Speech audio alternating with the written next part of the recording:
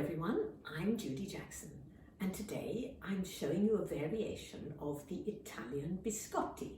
Now biscotti actually means twice cooked, and this sounds as if it's a palaver, as if you have to do something twice rather than once, but what I'm going to tell you is how easy it is to make.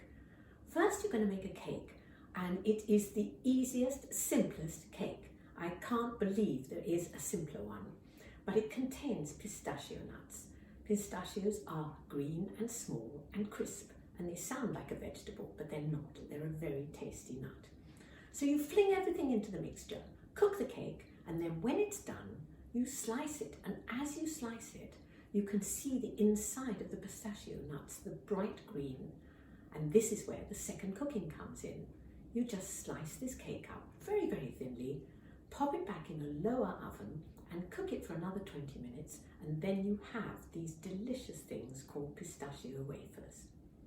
The benefit of them is that you won't find them in the bakeries, you won't find them in restaurants, and I promise you that if you try these and serve them up, your friends will say, "That's really good."